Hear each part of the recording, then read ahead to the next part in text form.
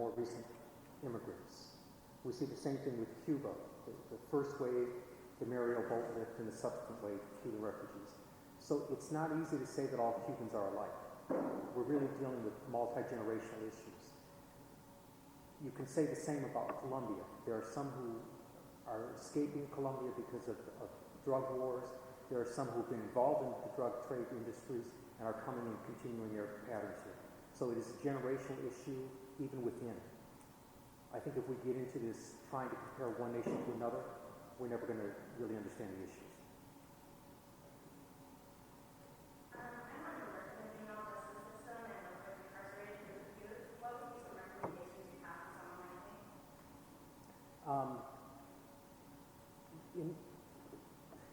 The long and the short to that is, I could sit here and reiterate them to you, but there are 100 different recommendations in this document.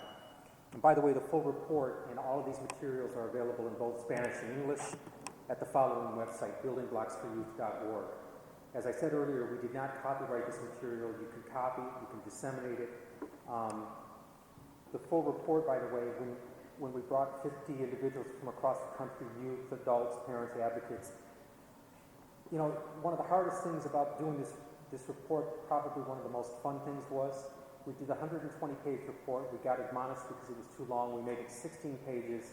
Kids who were at the table said, you know what, it's still too long, and the kids came up, and some great young individuals, 16 to 24, and they developed this poster for us, which tells the whole 120-page story.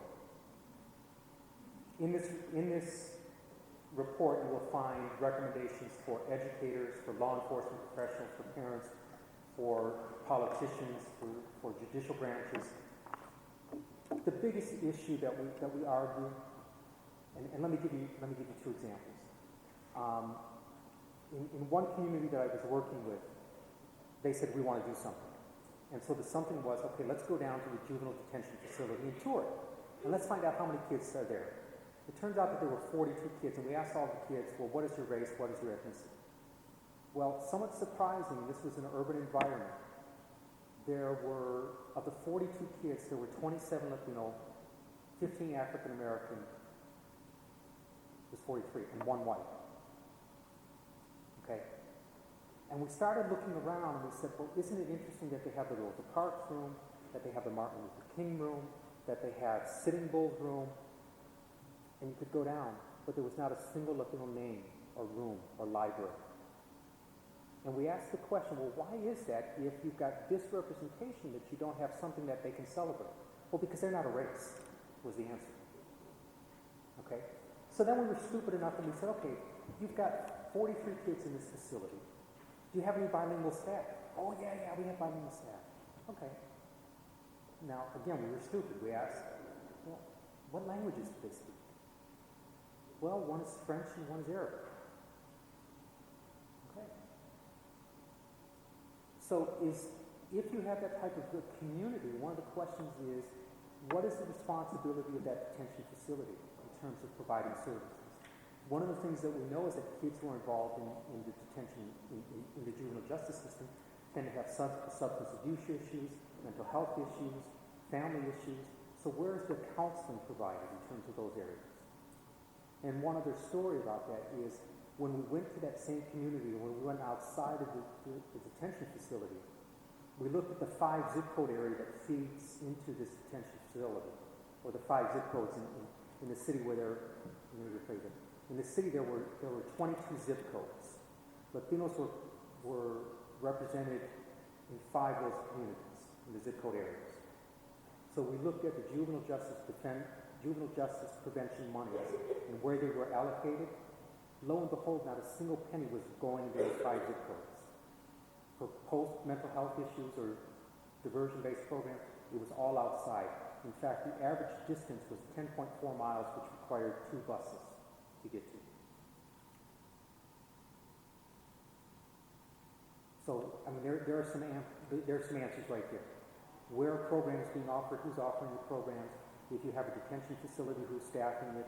Is it a friendly place? Is it an environment that's youth-friendly, that promotes positive outcomes?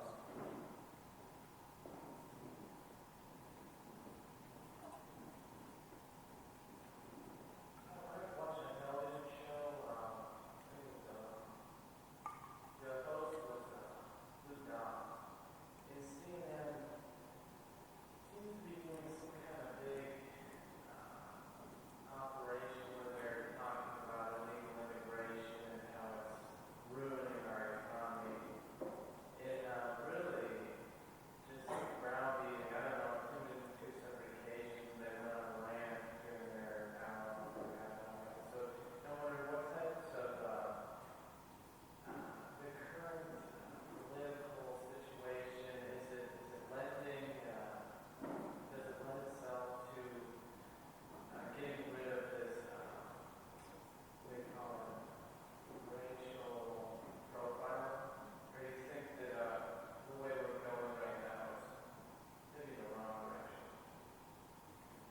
from my personal view, it's the wrong direction.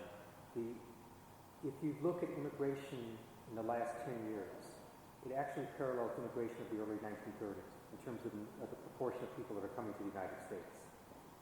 But what we see is a faster wave from third world countries to the United States.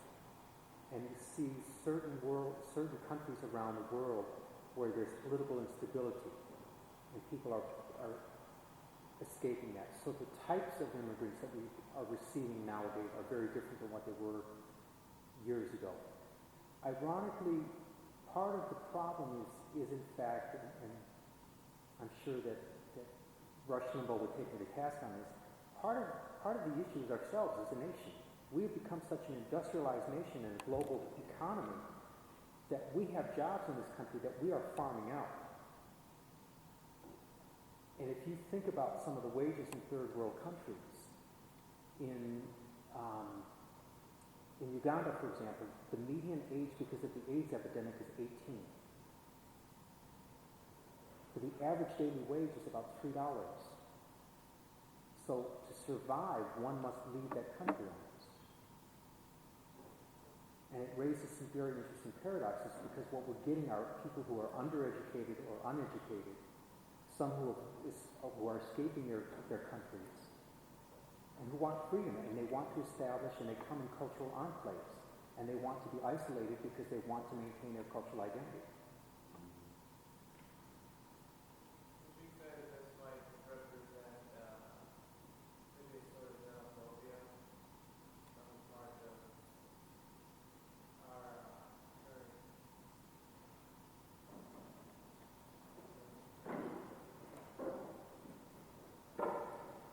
I'm not a politician, so I can't point to it. I think that there are some, I think probably the one thing that has killed us is cable television, because we now have so many different opinions being expressed, and you've got more people listening to different opinions. I really don't know the answer to that.